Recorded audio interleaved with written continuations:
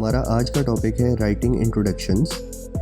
इस टॉपिक को शुरू करने से पहले आपने 3 चीज़ों के बारे में सोचना है। पहली ये कि इंट्रोडक्शन लिखने का मकसद क्या होता है।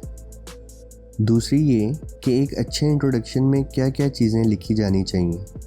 और तीसरी ये कि अगर हम एक एसे का इंट्रोडक्शन ना लिखें तो क्या फ़र्क पड़ता है।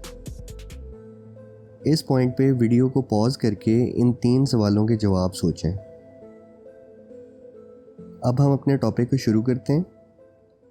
Slide number 3, components of an introduction. An essay introduction should include the following 3 components. यहाँ पे आपको एक डायग्राम दी गई है, इसमें 3 चीज़ें बताई हुई हैं। Number 1 is hook, number 2 background statement and number 3 thesis statement. इस डायग्राम की शेप पे अगर थोड़ा गौर करें तो आप ऑब्ज़र्व करेंगे कि ये शुरू में ब्रॉड है, जनरल है, और उसके बाद ये आहिस्ता आहिस्ता स्पेसिफिक और नैरो डाउन होती जाती है।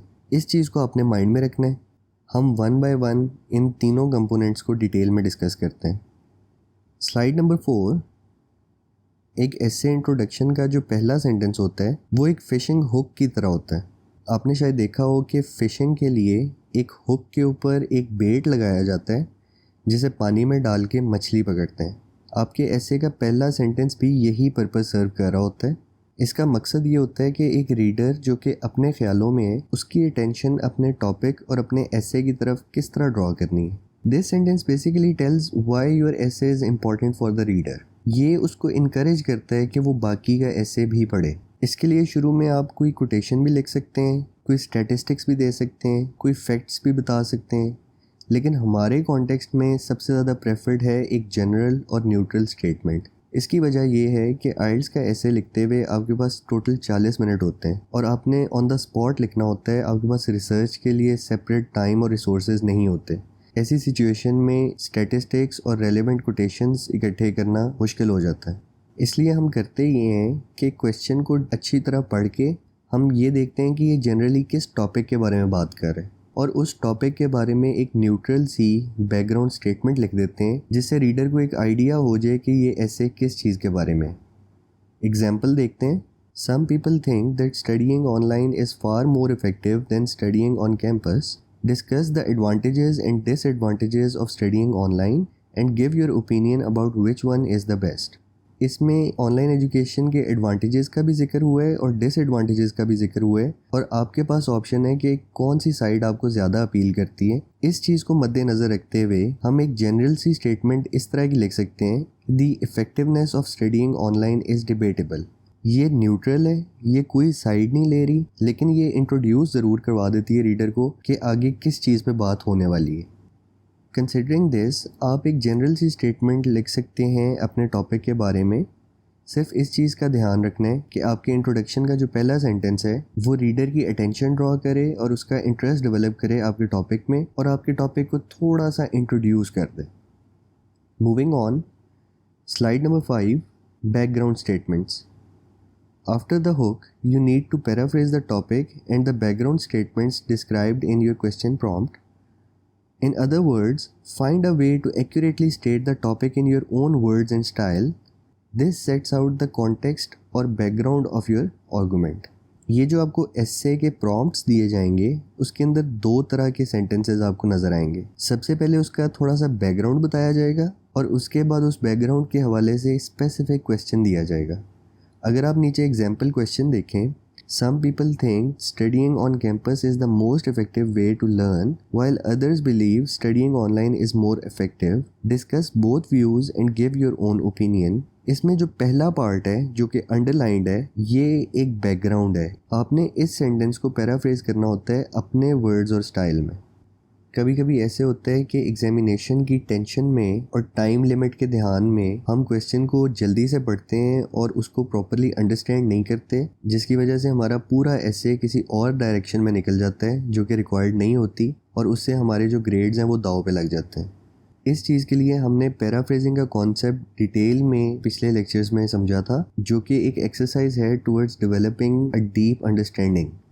जब आप पैराफ्रेज करते हैं तो आपको एक एक लफ्ज़ को गौर से पढ़ना पड़ता है और सोचना पड़ता है कि इस आइडिया को रीस्ट्रक्चर कैसे किया जा सकता है। इस तरह पैराफ्रेजिंग आपको इनकरेज करती है एक क्लोज रीडिंग के लिए और इससे क्वेश्चन को मिस इंटरप्रेट करने के चांसेस बहुत कम हो जाते हैं। यहाँ पे इस चीज़ का ख़ास ख्याल रखिएगा कि जो वर्ड्स क्वेश्चन प्रॉम्प्ट में यूज़ हुए हैं वही वर्ड्स अपने इंट्रोडक्शन में ना लिखें। कोशिश करें कोई सिनोनिम्स लिखने की या फिर उस पूरे सेंटेंस को किसी डिफरेंट तरीके से लिख लें, लेकिन वो वाले वर्ड्स रिपीट ना हो। हम देखते हैं कि एग्जाम्पल में इस क्वेश्चन को कैसे पैराफ्रेज किया हुआ है। It is argued by some that online studies provide much better learning opportunities than traditional classroom-based education, while there are certain students who prefer on-campus classes more. बात वही है, आइडिया वही है, सिर्फ डिफरेंट वर्ड्स और स्टाइल में इसको phrase किया हुआ है। इस पॉइंट पे नोट कीजिए कि in comparison with the hook आपकी बात थोड़ी सी स्पेसिफिक हो गई है। इस आर्गूमेंट की जो दो साइड्स हैं उसके बारे में स्पेसिफिकली बताया है कि कुछ स्टूडेंट समझते हैं कि ऑनलाइन स्टडीज़ ज़्यादा बेहतर अपॉर्चुनिटीज़ देती हैं लर्निंग के लिए, जबकि कुछ स्टूडेंट्स ट्रेडिशनल और ऑन कैंपस एजुकेशन की साइड पे हैं। इस तरह आपका आर्गूमेंट आहिस्ता आहिस्ता स्पेसिफिक हो रहा है। Moving on, slide number 6, common expressions for hook and background statement. यहाँ पे वीडियो को थोड़ी देर के लिए पॉज करें और इन सेंटेंसेस को ज़रा गौर से खुद से पढ़ें। ये भी प्लीज़ नोट कीजिएगा कि ये ब्रॉड स्टेटमेंट्स हैं जो कि रीडर को टॉपिक से इंट्रोड्यूस करवा रही हैं और उसका थोड़ा सा बैकग्राउंड बता रही हैं। आप इस तरह के सेंटेंसेस से अपना इंट्रोडक्शन शुरू कर सकते हैं। Slide number 7, thesis statement. After presenting the topic, you need to provide your perspective on it. This is your thesis. It is a sentence that expresses the main idea of your essay, your answer to the question prompt. A really great thesis also introduces the main ideas of each body paragraph in a general way. Thesis statement question prompt का answer होता है। आपके essay में जितने भी points हैं वो basically आपके thesis को support कर रहे होते हैं। Thesis statement आपको बार बार रिमाइंड करवाती है कि आपका असल में गोल क्या है। अगर आप नीचे एग्जाम्पल क्वेश्चन देखें, some people think studying on campus is the most effective way to learn while others believe studying online is more effective. Discuss both views and give your own opinion. इसमें ये जो underlined sentence है, discuss both views and give your own opinion, ये आपका question है असल में, ये रिक्वायर्ड है आपसे इस एसे में। इस चीज़ का जो आंसर होगा वो आपकी थीसिस स्टेटमेंट होगी। हम एग्जाम्पल देखते हैं। This essay will discuss both sides of the argument in detail and provide evidence as to why online learning is more effective. यहाँ पे ऑब्जर्व करें कि क्लियरली और स्पेसिफिकली बताया गया है कि ये ऐसे क्या क्या करेगा। एक तो इस आर्गूमेंट की दोनों साइड्स को डिटेल में डिस्कस करेगा और दूसरा इसमें ये भी क्लियरली बता दिया गया है कि आपका इसमें ओपिनियन क्या है। इसमें इस चीज़ का ध्यान रखिएगा कि थीसिस स्टेटमेंट बिल्कुल डायरेक्ट और क्लियर होनी चाहिए। जो चीज़ आपसे क्वेश्चन में डिमांड की गई है उस चीज़ का आंसर आपने थीसिस स्टेटमेंट में लिखना होता है। इसमें आप कोई जनरल सी बात या कोई फैक्ट वगैरह नहीं लिखते, आप एग्जैक्ट बताते हो कि आपका ऐसे करेगा क्या। ये बेसिकली एक कंपस का रोल प्ले करती है और आपके पूरे ऐसे को डायरेक्शंस देती है। आपके ऐसे में जितने भी पॉइंट्स डिस्कस हो रहे होते हैं वो आपकी थीसिस स्टेटमेंट को सपोर्ट कर रहे होते हैं और उसके साथ किसी ना किसी तरीके से लिंक्ड होते हैं। Moving on, slide number 8, common expressions for thesis statements. इस वीडियो को एक दफ़ा फिर से पॉज करें और इन एक्सप्रेशंस को ज़रा खुद से पढ़ें। नोटिस करें कि इन एक्सप्रेशंस में और जो एक्सप्रेशंस हमने पहले हुक्स और बैकग्राउंड स्टेटमेंट्स के लिए पढ़े थे उनमें आपको कोई बेसिक डिफरेंस नज़र आता है।